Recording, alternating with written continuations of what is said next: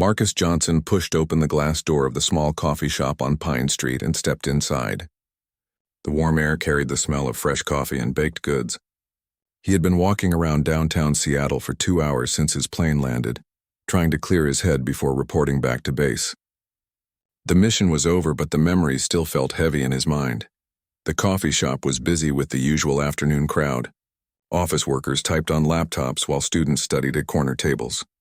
Marcus got in line behind a woman in a business suit who was talking loudly on her phone about some meeting.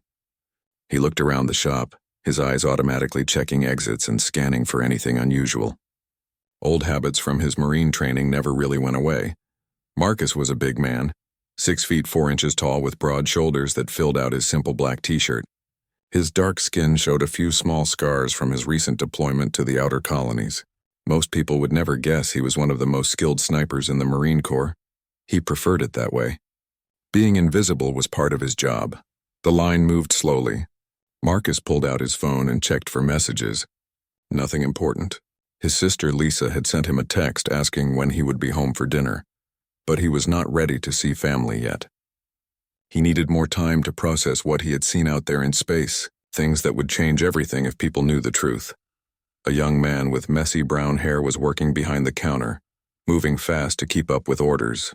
The kid looked stressed and kept glancing at the clock. Marcus felt bad for him. Service jobs were hard work and people were not always patient. "Next," called the young barista. Marcus stepped forward. "Large black coffee, please. That will be $4.50. Marcus reached for his wallet and noticed a man near the door acting strange. The guy was about 30 years old, wearing a dirty jacket and baseball cap pulled low over his face. He kept looking around nervously and his hands were shaking. Marcus had seen that kind of behavior before in combat zones. Someone about to do something desperate. The man suddenly pulled out a small pistol and pointed it at the barista. "Give me all the money in the register right now." The kid behind the counter went pale and started shaking. Other customers began to scream and move toward the back of the shop. Marcus stayed perfectly still, his mind already working through options. The gunman was about 12 feet away, positioned near the front door where he could control who came and went. "Hurry up," the robber yelled at the scared barista. "Open that register or I start shooting people." Marcus knew he had to act fast. The robber was getting more nervous by the second, and nervous people with guns made bad decisions. Marcus had learned in the Marines that the first few seconds of any crisis were the most important. Moved too slow and innocent people got hurt. The barista fumbled with the register keys, his hand shaking so hard he could barely press the buttons. The robber waved the gun around, pointing it at different customers. An elderly woman near the window started crying softly. Marcus took a slow step to his left, putting himself at a better angle. The robber was focused on the register and had not noticed him yet. Marcus had trained for situations like this hundreds of times. Not exactly this, but close enough. The principles were the same whether you were dealing with enemy soldiers or street criminals. Come on," the robber shouted, getting more agitated. That was when Marcus moved. He covered the distance in 3 quick steps, moving faster than most people would expect from someone his size. The robber heard him coming and started to turn, but it was already too late. Marcus grabbed the gun hand and twisted it up and away from any innocent people. At the same time, he wrapped his other arm around the robber's neck in a control hold he had learned in close combat training. The gun went off once, the bullet hitting the ceiling and sending pieces of plaster raining down. But Marcus already had control of the weapon and the man holding it. He applied just enough pressure to the robber's neck to make him go limp, without causing permanent damage. The whole thing took maybe 10 seconds. The gun clattered to the floor as the robber went unconscious. Marcus carefully lowered him to the ground and kicked the weapon away from his reach. Then he looked around at the other customers to make sure everyone was okay. "Is anyone hurt?" Marcus asked in a calm voice. The barista was staring at him with wide eyes. "How did you do that, military training?" Marcus said simply. He pulled out his phone to call 911 but could already hear sirens in the distance. Someone must have called the police when the shooting started. The elderly woman who had been crying came over to him. "Thank you, young man. You saved our lives." Marcus just nodded. He was not comfortable with praise or attention. He had done what needed to be done, nothing more. The unconscious robber was starting to stir, so Marcus kept one hand on his shoulder to hold him down. The sirens got louder and Marcus could see flashing lights through the front window. 3 police cars pulled up outside and officers jumped out with their weapons drawn. Marcus raised his hands to show he was not a threat and moved away from the unconscious robber. The first officer through the door was a middle-aged white man with sergeant stripes on his uniform. He looked around the scene quickly, taking in the unconscious man on the floor, the gun nearby, and Marcus standing over both. The officer's expression changed when he saw Marcus. "Step away from him right now," the sergeant ordered, pointing his service weapon at Marcus. Marcus kept his hands visible and spoke in a clear, calm voice. "Officer, I am Staff Sergeant Marcus Johnson, United States Marine Corps. I stopped this man from robbing the store. My military ID is in my back pocket," I said. "Step away." The sergeant repeated, not lowering his weapon. 2 more officers entered the shop and spread out to cover different angles. Marcus noticed they were all looking at him like he was the threat, not the unconscious robber on the floor. The pattern was familiar and disappointing. A large black man at a crime scene was automatically assumed to be the criminal. "The gun is over there," Marcus said, pointing to where he had kicked the weapon. "This man tried to rob the store." I disarmed him. "There are witnesses who can confirm what happened." The elderly woman stepped forward. "Officer, this young man saved us." He stopped the robbery, but the sergeant was not listening to her. His eyes stayed fixed on Marcus as he motioned for one of the other officers to approach with handcuffs. Marcus felt a familiar tightness in his chest. He had served his country with honor for 8 years, had just returned from a classified mission that few people would ever know about, and now he was about to be arrested for being a good Samaritan while, "Black, turn around and put your hands behind your back," the sergeant ordered. Marcus looked around the coffee shop at all the witnesses who had seen what really happened. The barista, the elderly woman, the businesswoman with the phone, a college student who had been studying in the corner. They were all watching this unfold with shocked expressions. Some tried to speak up, but the officers ignored them. Marcus slowly turned around and put his hands behind his back. The metal handcuffs clicked shut around his wrists, tighter than necessary. He had been in worse situations than this, but somehow this felt different. More personal. He had just risked his life to protect innocent people and was being treated like a criminal because of the color of his skin. The unconscious robber was starting to wake up, groaning and moving his head. But the officers seemed more interested in Marcus than in the actual perpetrator. This was going to be a long day. The handcuffs bit into Marcus's wrists as he stood in the middle of the coffee shop. The sergeant kept his weapon pointed at him, while the other 2 officers began checking on the witnesses. Marcus watched their movements with the trained eye of someone who had spent years in combat zones. Their positioning was sloppy and they were not paying attention to their surroundings. The robber on the floor was fully awake now, coughing and rubbing his neck where Marcus had applied the sleeper hold. One of the younger officers knelt down beside him and began asking questions. Marcus noticed the officer had his back turned to the crowd of customers who were bunched together near the windows. "What is your name?" the sergeant asked Marcus, finally lowering his weapon but keeping it ready. "Staff Sergeant Marcus Johnson, serial number 2847593. I am active duty United States Marine Corps." Marcus kept his voice steady and professional despite his growing frustration. "You got any ID to prove that?" "In my back pocket. Left side." The sergeant motioned to one of the other officers who came over and roughly searched Marcus's pockets. The officer pulled out a leather wallet and flipped it open. Inside was Marcus's military ID card with his photo and rank clearly visible. The sergeant looked at the ID for a long moment, frowning. "Says here you are a Marine, but that does not mean anything to me right now. I got a robbery scene and you were the one standing over the victim when we arrived." "The victim is behind the counter," Marcus said, nodding toward the young barista who was still shaking. "The perpetrator is the man on the floor who had the gun. Multiple witnesses saw what happened." The elderly woman stepped forward again. "Officer, please listen to me. This Marine stopped a robbery. The other man had a gun and was threatening to shoot people." The sergeant glanced at her briefly, but his attention was mostly focused on Marcus. "Ma'am, I need you to step back and let us handle this." Marcus was about to respond when his peripheral vision caught something that made his blood run cold. In the crowd of customers near the window, a man in a dark blue jacket was slowly reaching inside his coat. The movement was subtle, but Marcus had seen it before. Someone going for a concealed weapon. The man was about 25 years old with short black hair and nervous eyes. He had been standing quietly with the other customers since the police arrived, But now he was positioning himself for a clear shot at the officers. Marcus realized this had been a two-man job and the second robber had stayed hidden when things went wrong. "Officer," Marcus said urgently, "the man in the blue jacket by the window is reaching for a weapon." The sergeant looked annoyed. "Stop trying to distract us, I am not lying. Look at his right hand. He is going for a gun."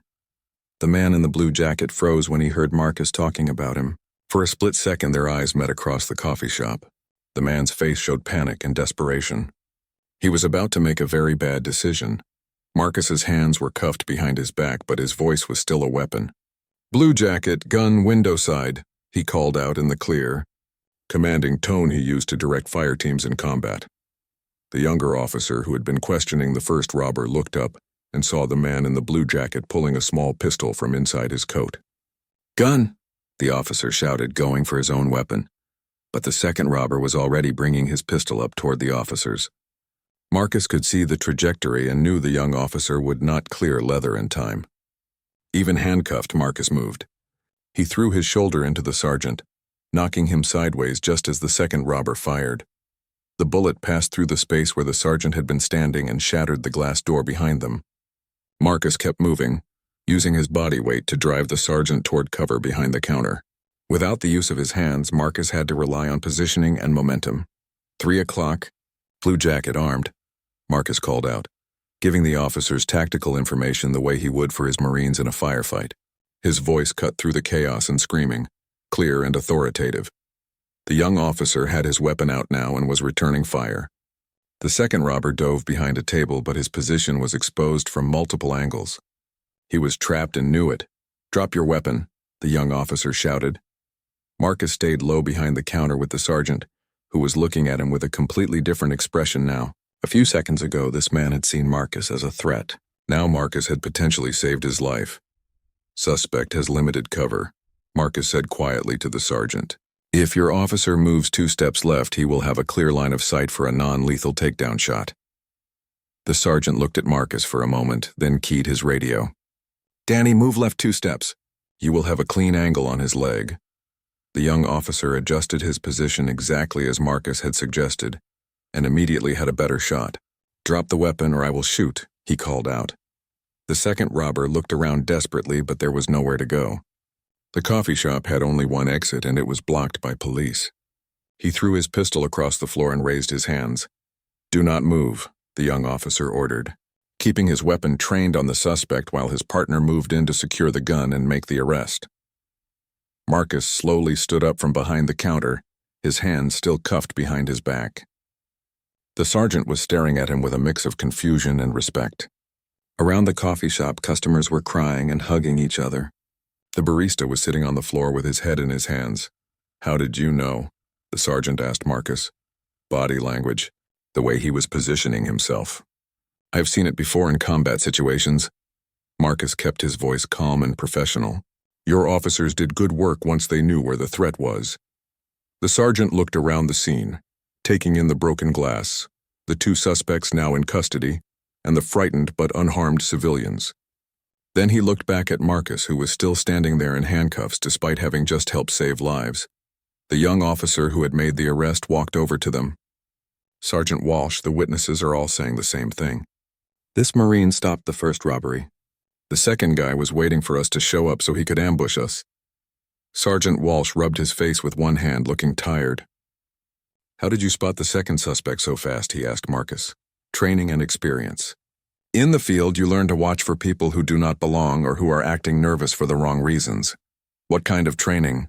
"Marine Corps Sniper School. Close protection details, combat operations in hostile territory." Marcus paused. "The kind of training that teaches you to see threats before they become problems."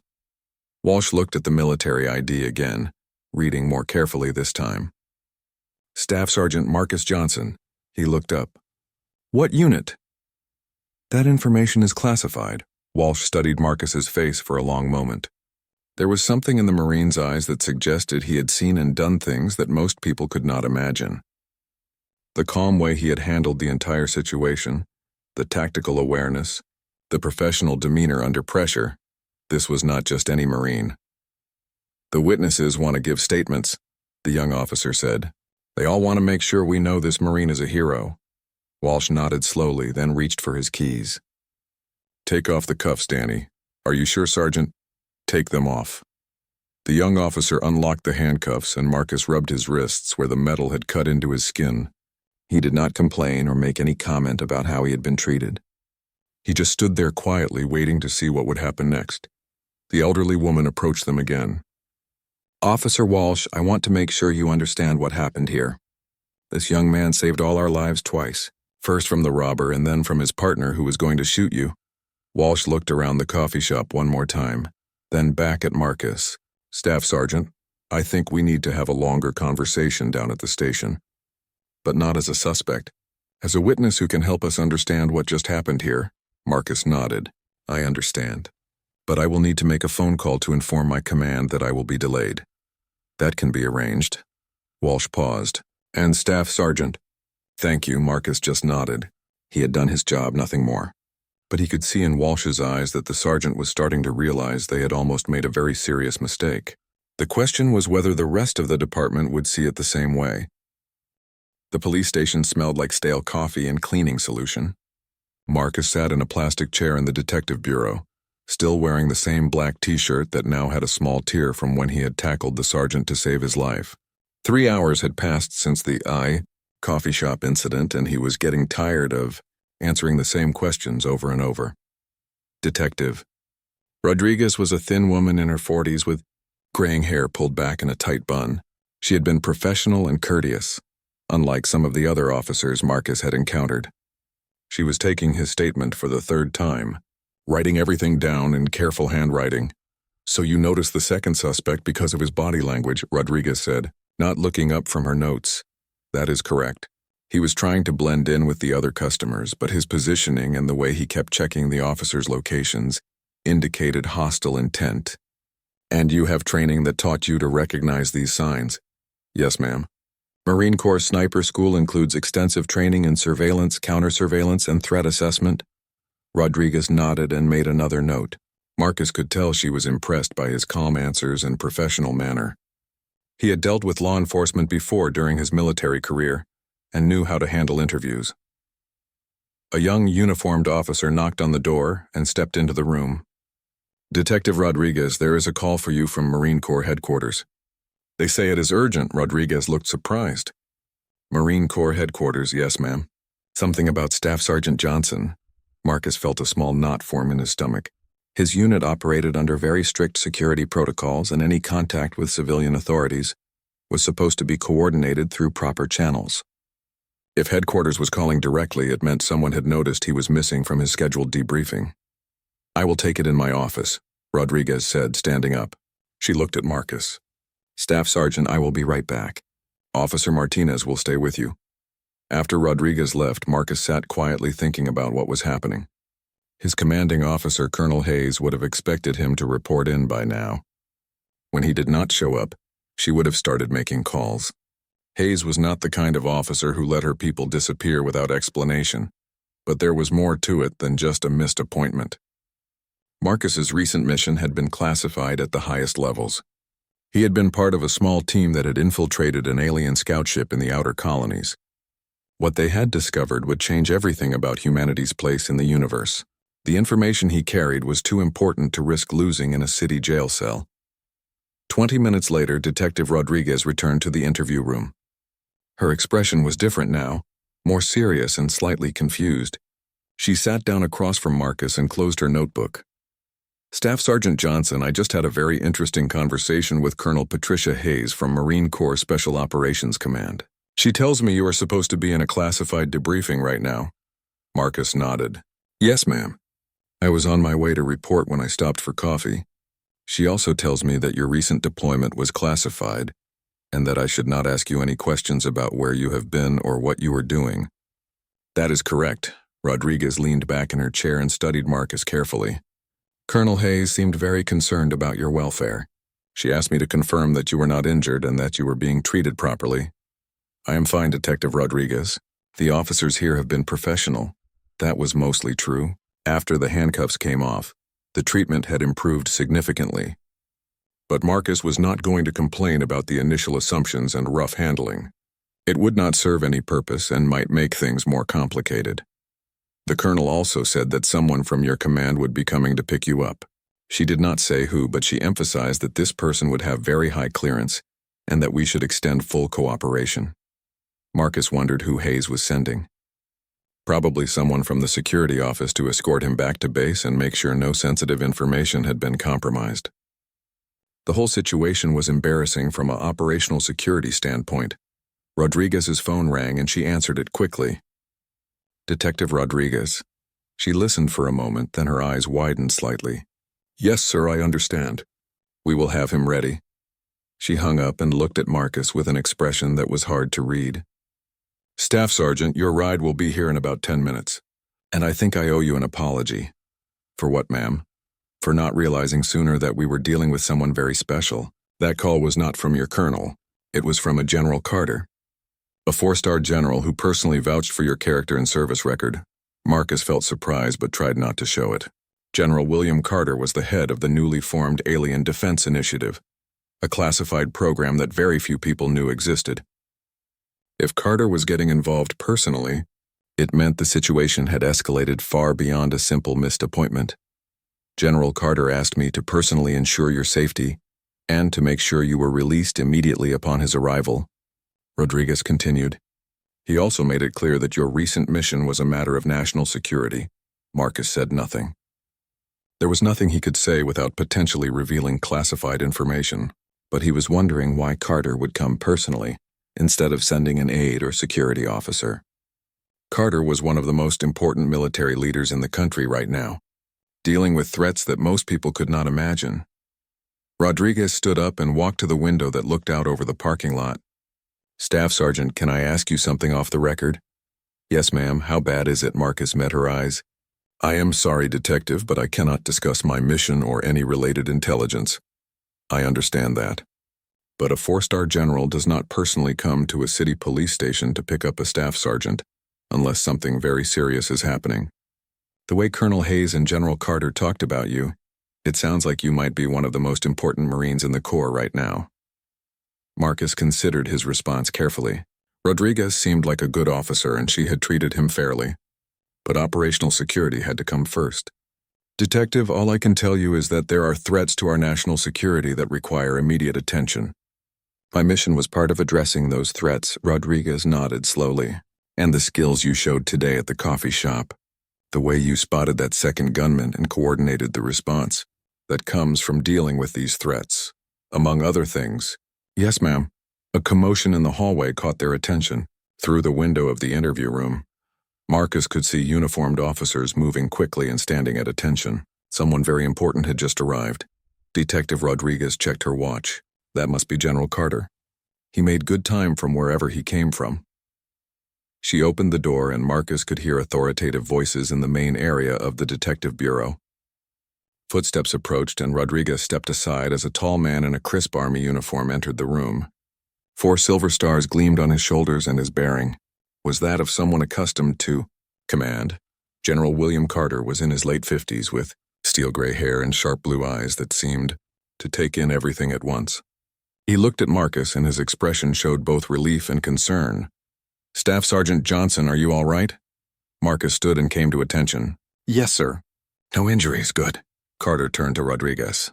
Detective, thank you for taking care of my Marine. I apologize for any inconvenience this has caused your department.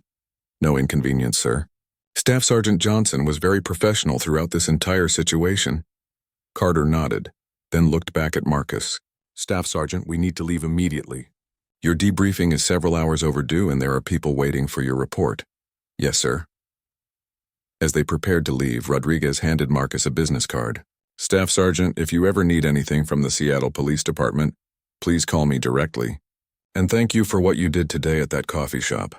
Marcus pocketed the card and nodded his thanks.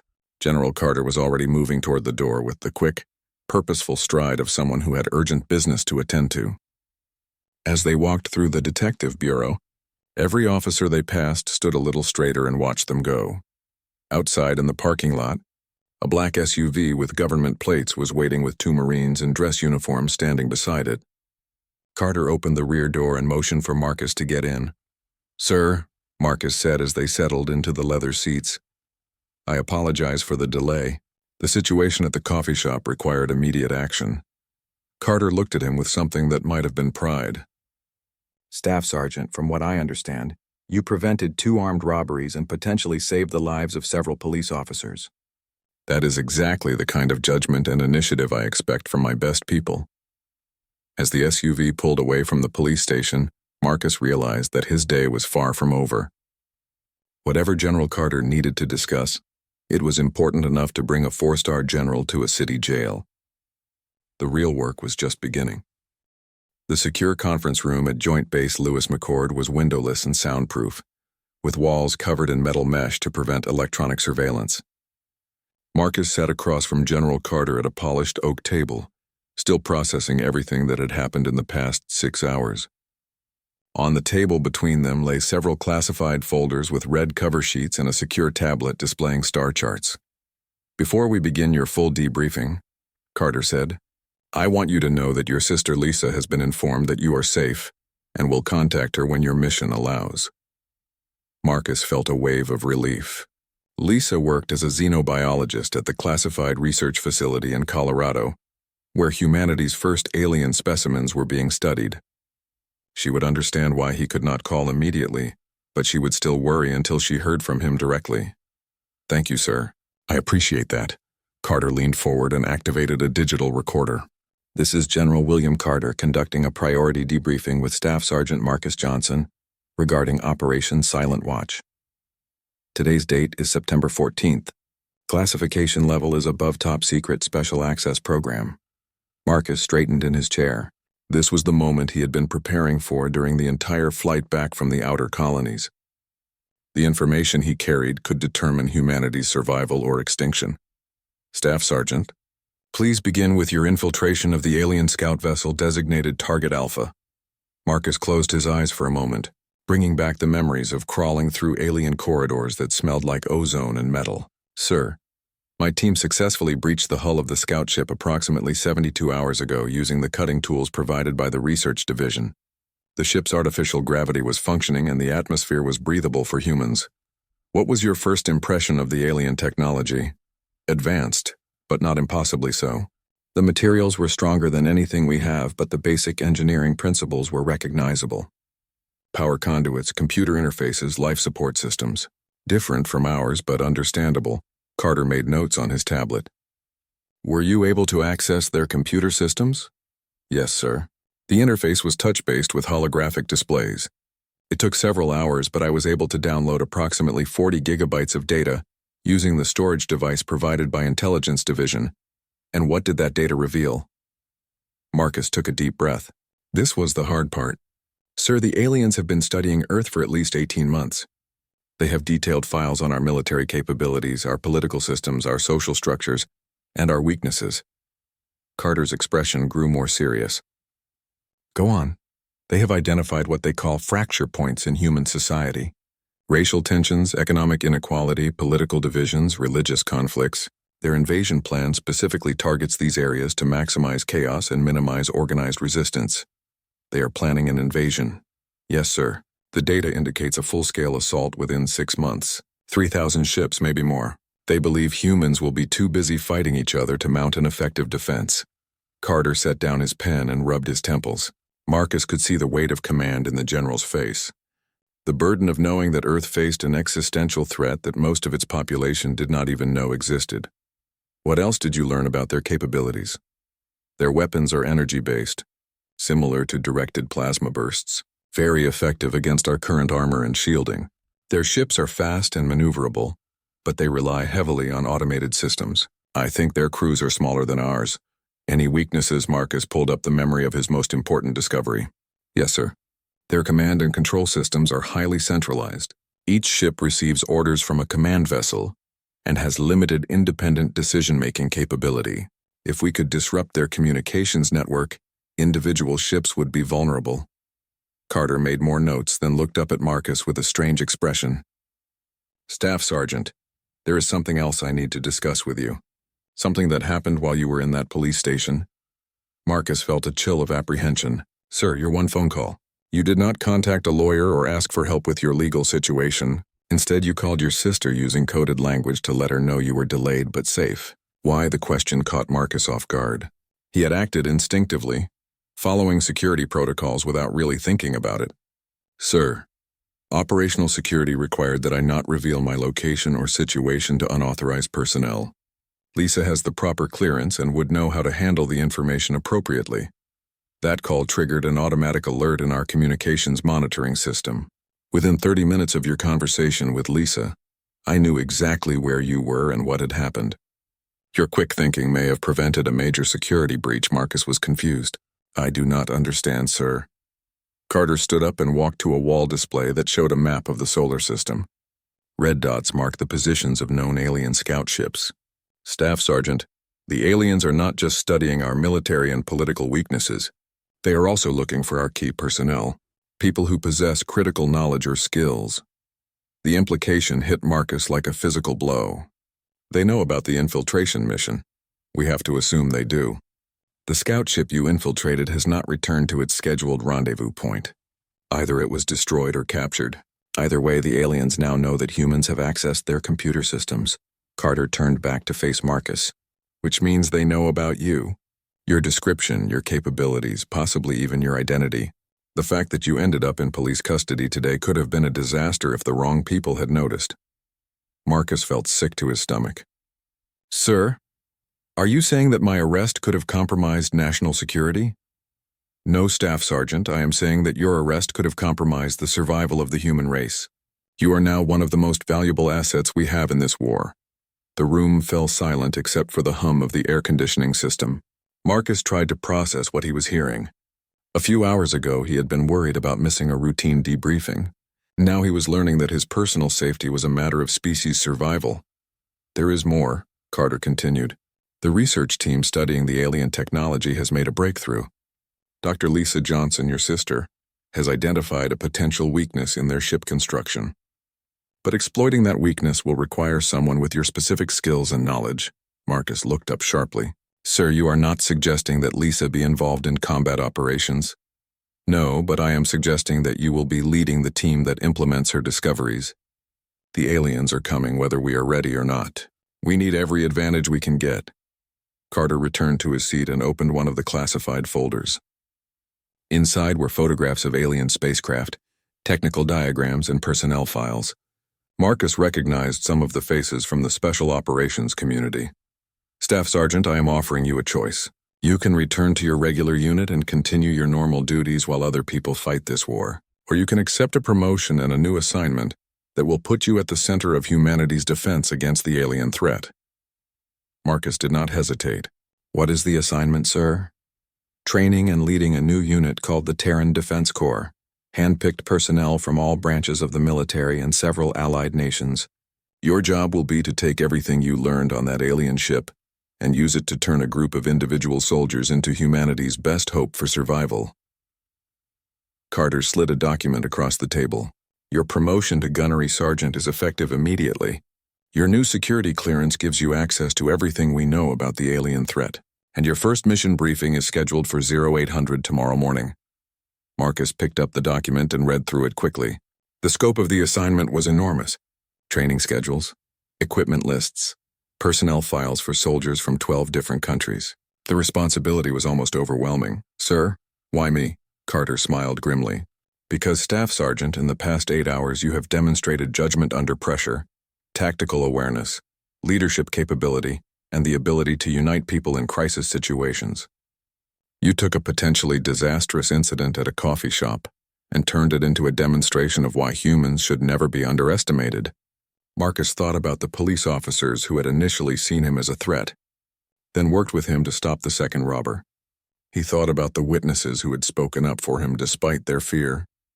He thought about Detective Rodriguez, who had treated him with respect even when the situation was unclear. Sir, the aliens think our divisions make us weak. That is their mistake, Carter said. Our diversity is actually our greatest strength, but only if we can learn to work together when it matters most. That is what I need you to teach the Terran Defense Corps. Marcus signed the promotion orders and handed them back to General Carter. Outside this windowless room, Most of humanity was going about their daily lives with no idea that their species was about to face the greatest challenge in its history. But in 6 months, everything would change. The war for Earth was about to begin. Detective Rodriguez was finishing her paperwork when the desk sergeant called her to the front lobby. She had been thinking about Staff Sergeant Johnson all evening, trying to understand why a 4-star general would personally retrieve a Marine from a city police station. Something much bigger than a simple robbery was happening, and she could feel it in her bones. "Detective, you need to see this," Sergeant Murphy said, pointing toward the main entrance. Through the glass doors, Rodriguez could see a convoy of black vehicles pulling up outside. Not just regular government cars, but serious military transport with armed escorts. Men and women in crisp uniforms were getting out and forming a perimeter around the building. "What the hell is going on?" Murphy muttered. Before Rodriguez could answer, the front doors opened and General Carter entered the building. But this time he was not alone. 2 full bird colonels flanked him along with several other officers she did not recognize. Their presence seemed to fill the entire lobby, and every officer in the station automatically stood straighter.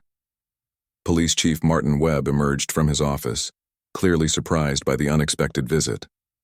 Webb was a career cop in his late 50s who had seen everything the city could throw at him.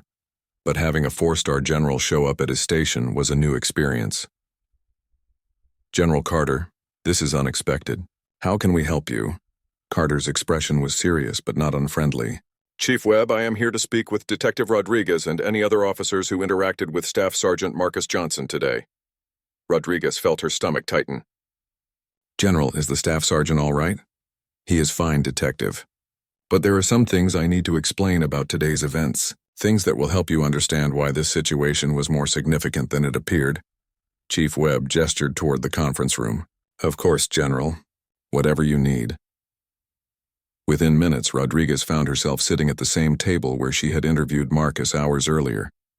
This time the room held General Carter, Chief Webb, Sergeant Walsh, and the 2 young officers who had responded to the coffee shop.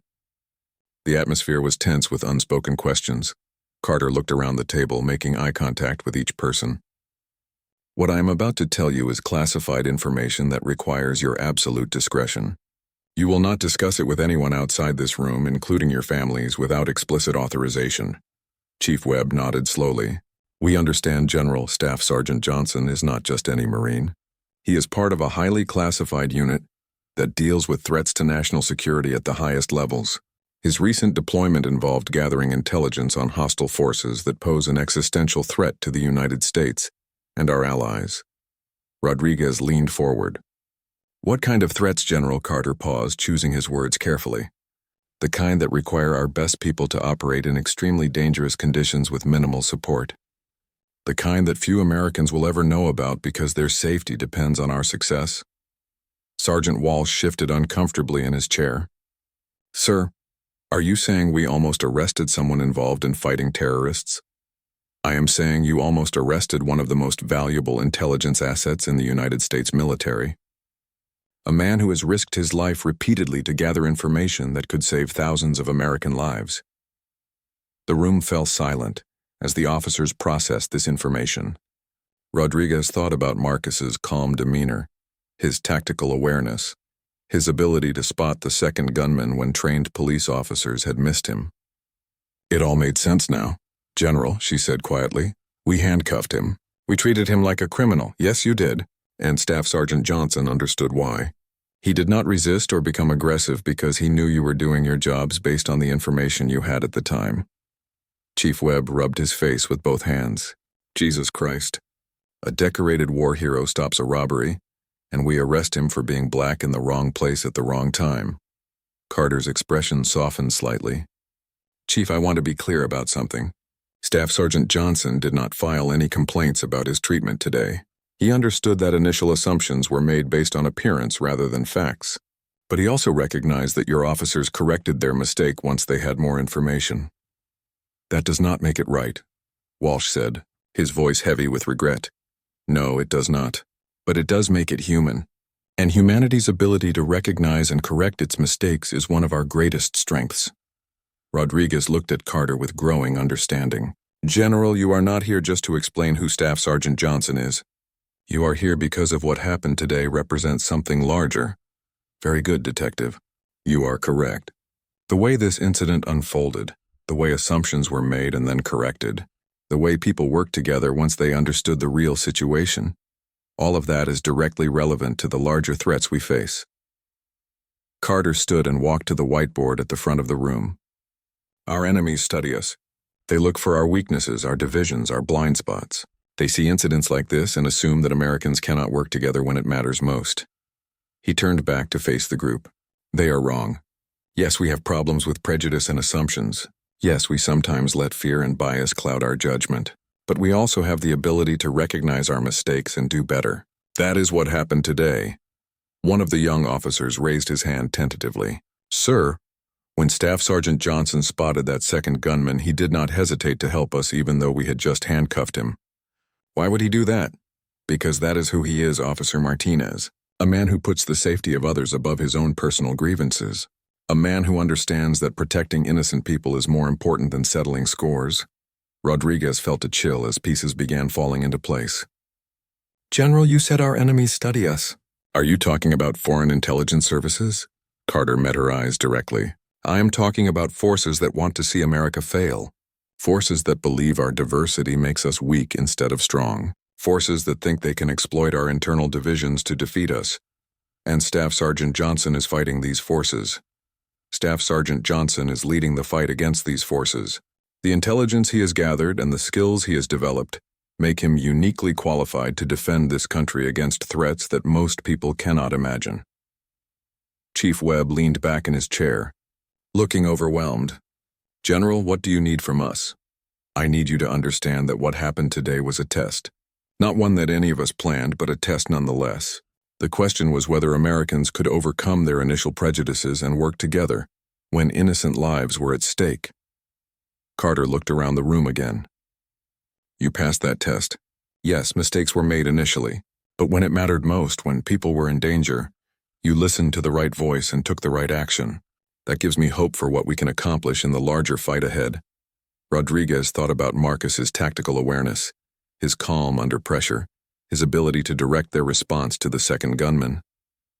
General, he was training us. Even handcuffed, even being treated unfairly, he was showing us how to work together effectively. That is exactly right, Detective, and that is exactly the kind of leadership we need in the challenges ahead. Walsh looked up from his hands.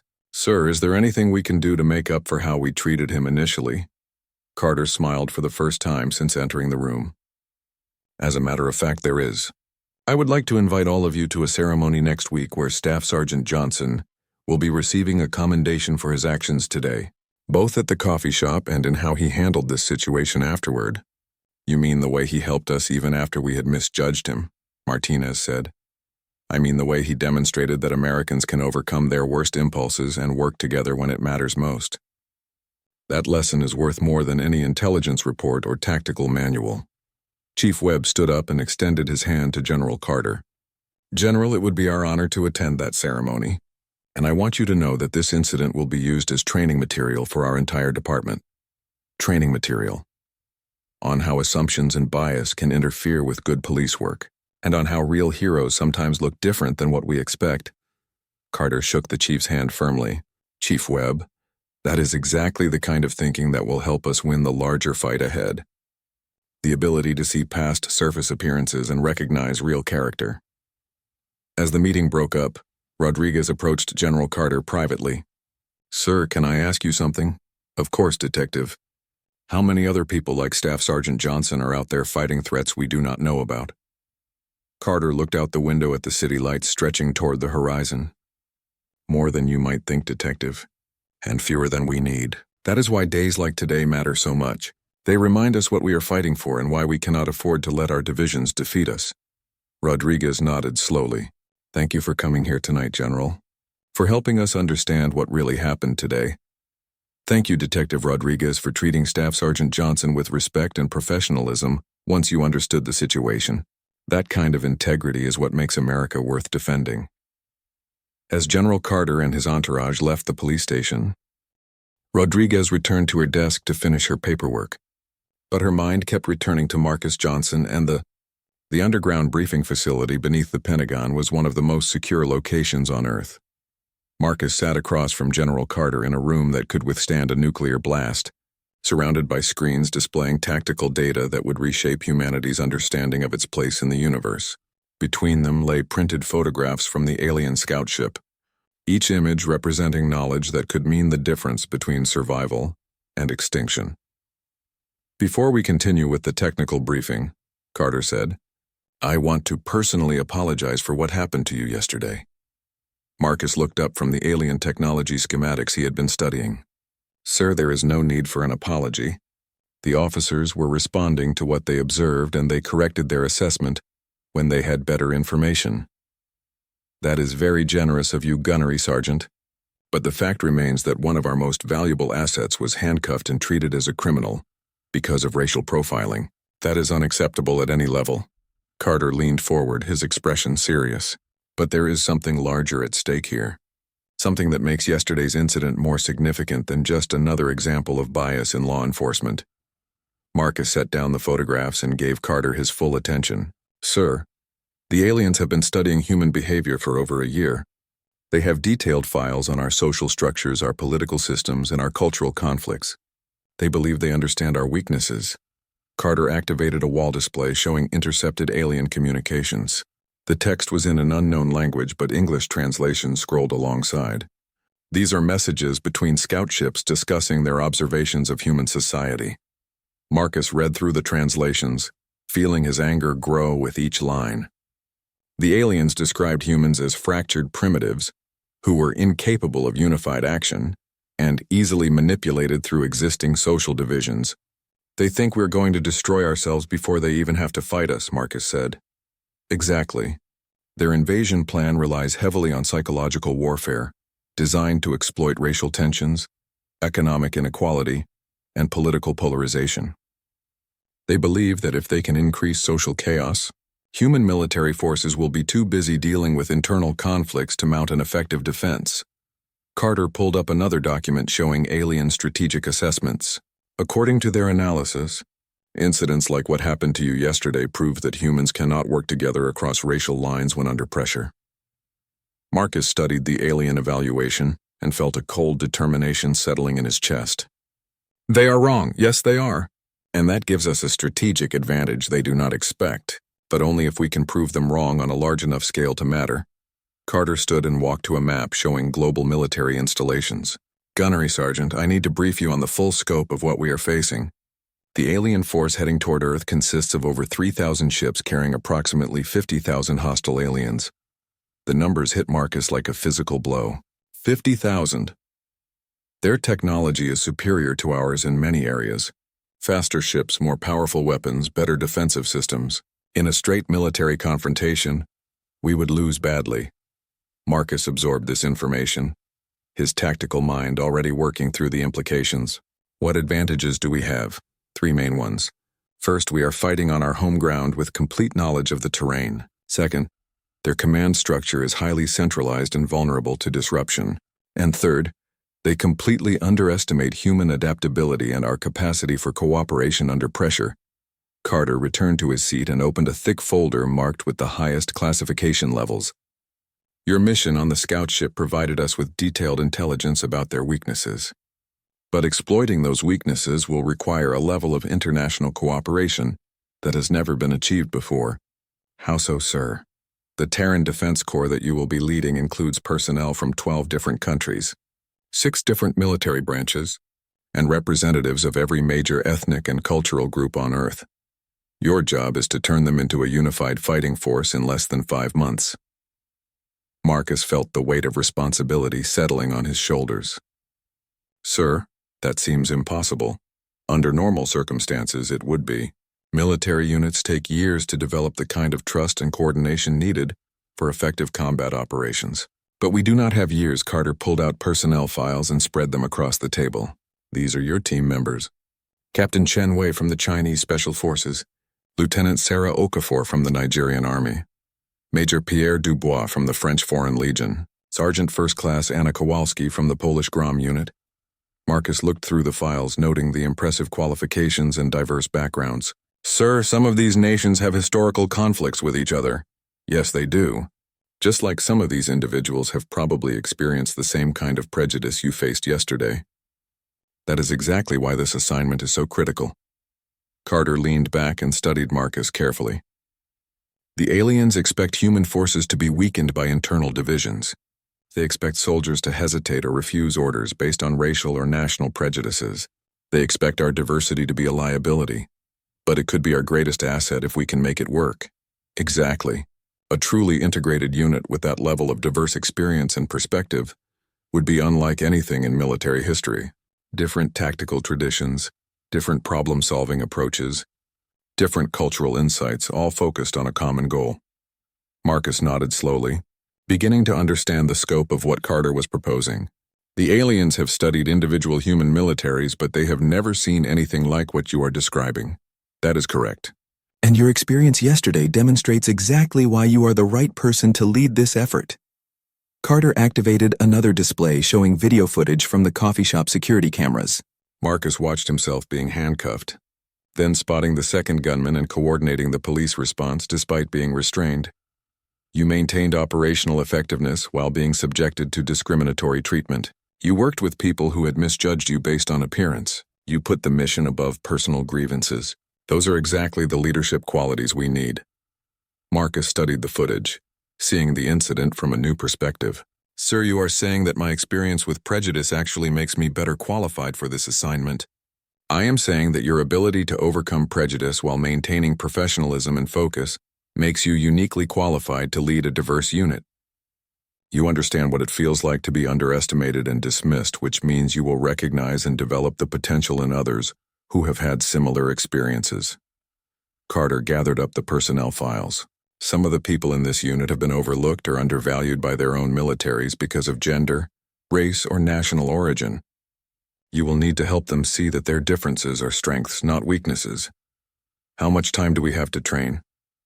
5 months until the invasion begins, but your first test will come much sooner than that. Carter pulled up a tactical display showing the outer solar system. We have detected a small alien advance force heading toward Earth. 3 ships probably conducting final reconnaissance before the main invasion. Your unit's first mission will be to intercept and destroy those ships. Marcus felt his pulse quicken.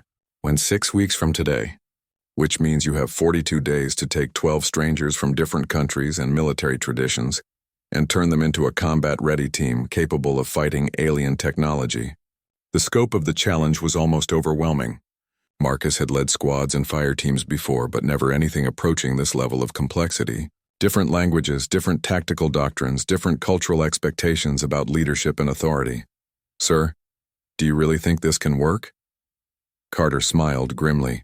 Gunnery Sergeant, yesterday you convinced a group of police officers to trust your tactical judgment, even though they had just arrested you for being black at a crime scene. If you can do that under those circumstances, you can certainly train a military unit to work together. Marcus thought about Detective Rodriguez and Sergeant Walsh, how their attitudes had changed once they understood the real situation, about the young officers who had followed his directions to stop the second gunman, about the witnesses who had spoken up for him despite their fear. The key was getting them to focus on the real threat instead of their assumptions about me. Exactly, and that is exactly what you need to do with the Terran Defense Corps. Help them focus on the alien threat instead of their assumptions about each other. Carter stood and extended his hand. Gunnery Sergeant Johnson, are you ready to save the human race? Marcus shook the general's hand firmly. Yes, sir. When do I meet my team? Tomorrow morning at 0800.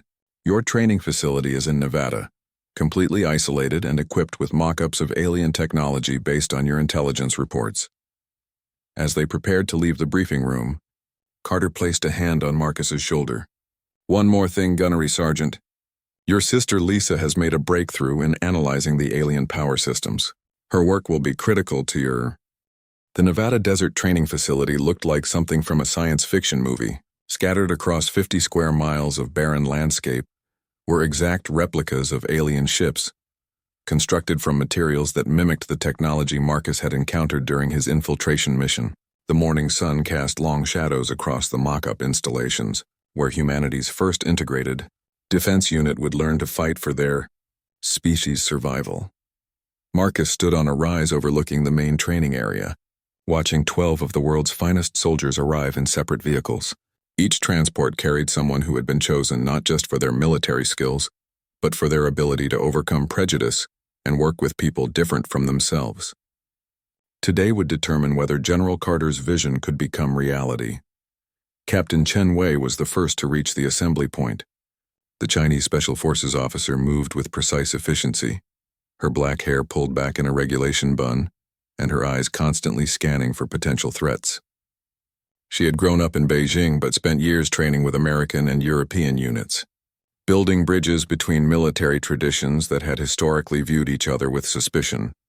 Lieutenant Sarah Okafor arrived next, stepping out of her vehicle with the confident bearing of someone who had proven herself in combat against overwhelming odds. The Nigerian Army officer had led peacekeeping operations across West Africa, earning respect from soldiers who initially doubted that a woman could command in battle. Her experience dealing with tribal conflicts and ethnic tensions would be invaluable in the challenges ahead. Major Pierre Dubois emerged from his transport with the weathered look of a veteran who had served in every major conflict of the past 15 years. The French Foreign Legion officer had commanded troops from dozens of different countries, welding them into effective fighting units despite language barriers and cultural differences. His scarred hands and steady gaze spoke of someone who understood that diversity could be a source of strength rather than weakness. One by one, the rest of the team assembled in the designated briefing area.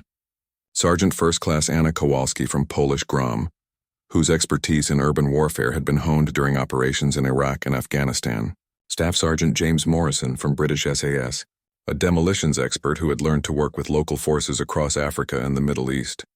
Lieutenant Maria Santos from Brazilian Special Forces, a communications specialist who spoke 6 languages and had coordinated multinational operations in South America.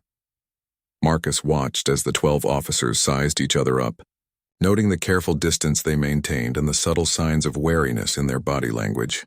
They were all professional soldiers, but they came from military traditions that had sometimes been rivals or enemies. Building trust between them would require more than just shared training exercises. "Ladies and gentlemen," Marcus called out, his voice carrying clearly across the assembly area, "welcome to the Terran Defense Corps. Over the next 5 weeks you will train together, fight together, and hopefully survive together as humanity faces the greatest threat in its history." The group came to attention with the automatic response of experienced military personnel. But Marcus could see the questions in their eyes. They knew he outranked most of them despite his relative youth, and they were wondering what qualifications he possessed to lead such an unprecedented unit. "I know what you are thinking," Marcus continued. "You are wondering why an American Marine is commanding an international unit. You are wondering what gives me the authority to train soldiers who have more experience than I do in some areas. Those are fair questions, and I will answer them." He gestured toward the alien ship replicas scattered across the training ground. 6 days ago, I was inside a real version of those ships. I walked through alien corridors, accessed their computer systems, and learned things about our enemy that no other human being knows. That intelligence is why we have a chance to win this war. Marcus paused, letting his words sink in before continuing. But intelligence alone will not be enough. The aliens believe that human diversity makes us weak. They think our different races, nationalities, and military traditions will prevent us from working together effectively. Today we begin proving them wrong. Captain Chen raised her hand. "Gunnery Sergeant, what specific advantages do we have over conventional military units?" "Excellent question, Captain. Each of you represents a different approach to warfare, developed through centuries of military evolution in different environments. Your combined knowledge and experience will allow us to fight in ways the aliens cannot predict or counter." Marcus walked to a tactical display board and began outlining the training schedule. "We will spend the first week learning to communicate effectively across language and cultural barriers. The second week will focus on integrated tactical maneuvers using alien technology simulations. Weeks 3 and 4 will involve live-fire exercises against increasingly complex scenarios." Lieutenant Okafor spoke up. "And the 5th week. Week 5 will be our final examination. A simulated alien attack using every piece of intelligence we have gathered about their capabilities. If we can work together effectively in that scenario, we will be ready for the real thing." Major Dubois stepped forward. "Gunnery Sergeant, what about command structure? How will decisions be made during actual combat operations Marcus had been expecting this question. Military units typically followed strict hierarchical chains of command, but the Terran Defense Corps would need to be more flexible. Major, in conventional warfare, orders flow down from command authority. In this unit, tactical input will flow up from expertise authority. He pointed to different members of the team. Sergeant Morrison, your demolitions knowledge may be critical when we need to breach alien hulls. Lieutenant Santos, your communication skills could determine whether we can coordinate with orbital support. Captain Chen, your experience with technological warfare may help us adapt alien systems for our own use. Marcus looked around the group, making eye contact with each team member. The aliens expect us to fight like humans have always fought, with rigid hierarchies and cultural blind spots. Instead, we're going to fight like humans can fight when we combine our strengths instead of emphasizing our differences. Staff Sergeant Morrison raised his hand. Sir, how do we know the intelligence about alien capabilities is accurate? Marcus walked to a secured container and removed several pieces of alien technology that had been recovered from the scout ship. The crystalline components glowed with an inner light that seemed almost alive. Because, Sergeant, I brought back samples. The team gathered around the alien artifacts, their professional curiosity overcoming any cultural reservations. Marcus could see their expressions change as they realized they were looking at technology that could reshape warfare forever. These power cells generate 3 times more energy than our best batteries. This communication device can transmit across interstellar distances instantaneously. This weapon component can cut through our strongest armor like paper. Lieutenant Santos picked up the communication device, studying its smooth surface. How does it interface with human technology? That is something we will figure out together, Lieutenant.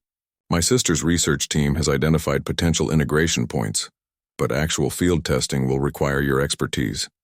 Marcus could see the team dynamics beginning to shift.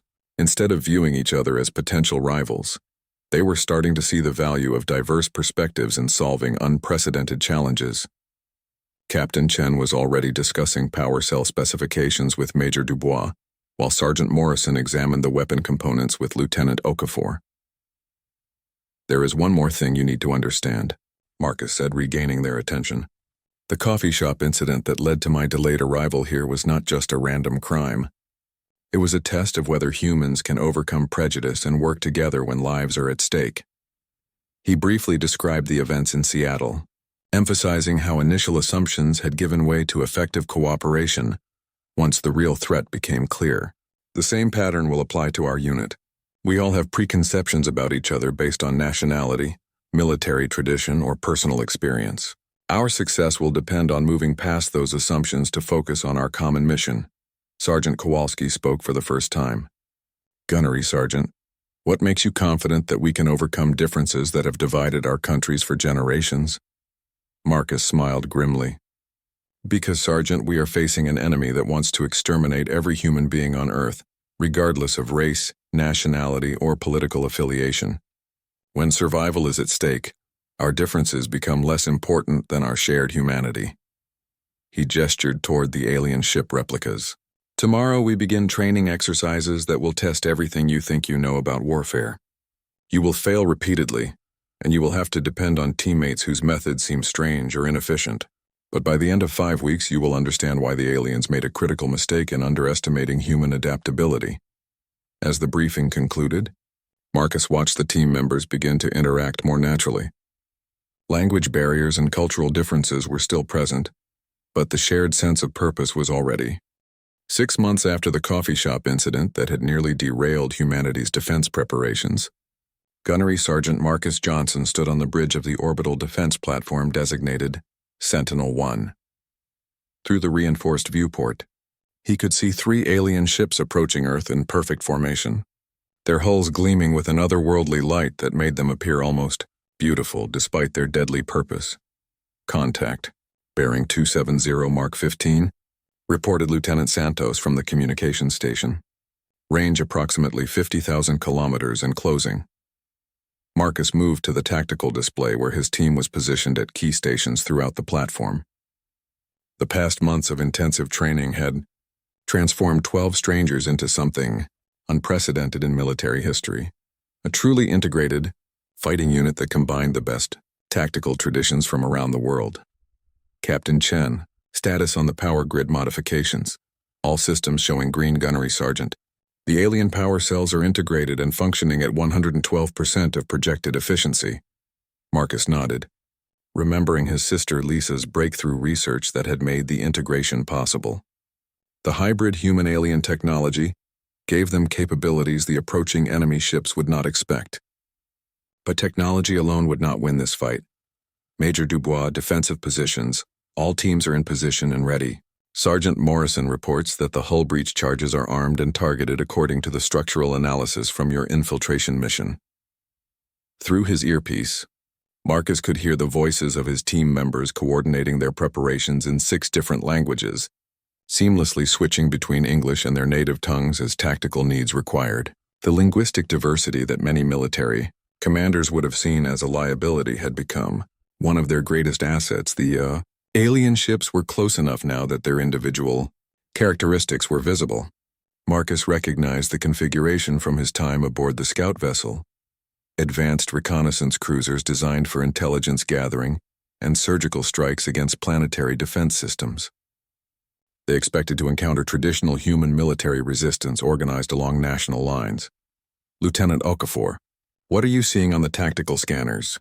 3 ships as expected, but their formation suggests they are not anticipating coordinated resistance.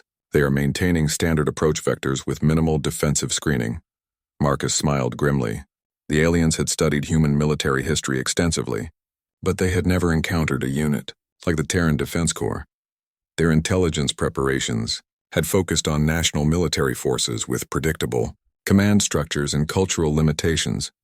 Gunnery, Sergeant called Sergeant Kowalski from the Weapons Control Station.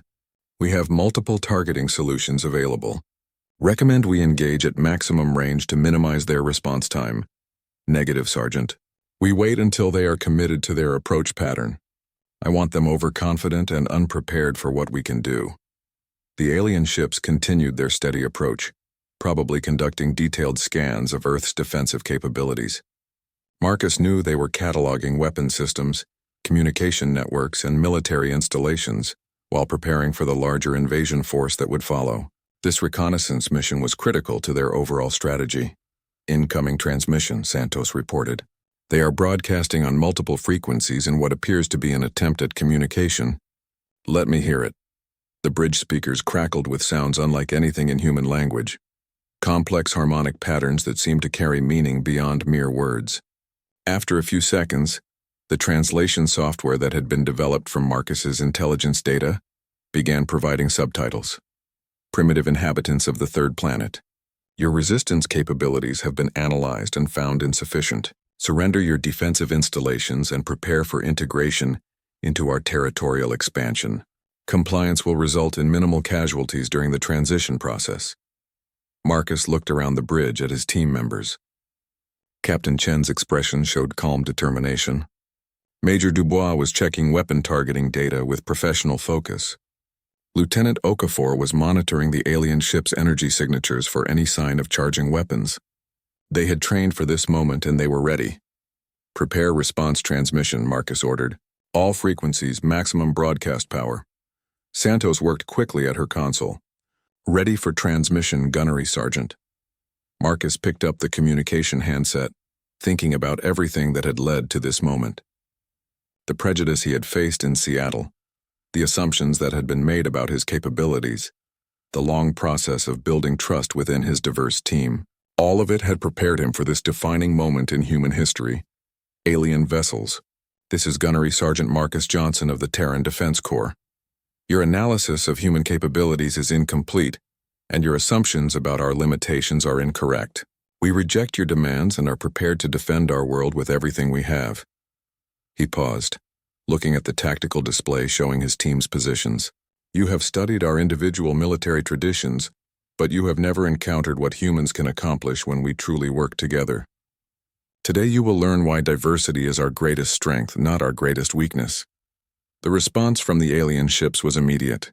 Energy readings spiked as their weapon systems came online and their formation shifted into attack configuration.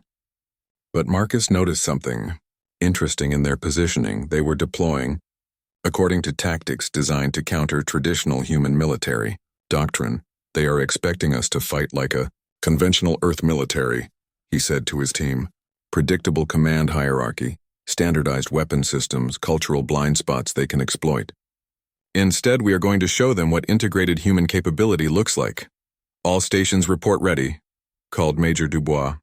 Awaiting your orders, Marcus took a deep breath, thinking about Detective Rodriguez and Sergeant Walsh back in Seattle, about General Carter's faith in human adaptability, about his sister Lisa's brilliant research that had made this moment possible. Most importantly, he thought about the billions of people on Earth below, who were depending on 12 soldiers from different nations to prove that humanity was worth preserving. Commence Operation Unity. All teams execute, according to Integrated Tactical Plan 7. What followed was unlike any battle in military history. Instead of rigid command hierarchies, tactical decisions flowed organically between team members based on expertise and situational awareness. Sergeant Morrison's demolitions knowledge guided Captain Chen's targeting of alien power systems. Lieutenant Santos's communication skills coordinated simultaneous attacks from multiple angles. Sergeant Kowalski's weapons expertise was enhanced by Lieutenant Okafor's tactical analysis of alien defensive patterns. The first alien ship to engage found itself facing an attack pattern it had never encountered before. Traditional human military doctrine would have called for concentrated fire from a single direction. But the Terran Defense Corps struck from 6 different vectors simultaneously while maintaining perfect coordination through multilingual tactical communications. Target 1 taking heavy damage. To port power systems, Wing reported Captain Shen. Their defensive grid is adapting, but they cannot compensate for the integrated attack pattern. Marcus watched as the alien ship tried to respond with standard evasive maneuvers, but every move was anticipated by team members who had trained together for months to think beyond their individual military traditions. Major Dubois called out targeting adjustments in French, while Sergeant Kowalski responded with weapons modifications in Polish. Their coordination seamless despite the language differences. They are trying to jam our communications, Santos called out, switching to backup frequencies and alternate protocols. But the aliens had not anticipated a communication system that could operate in multiple languages simultaneously. When they jammed English tactical frequencies, the team switched to Chinese. When they disrupted Chinese channels, Portuguese filled the gap.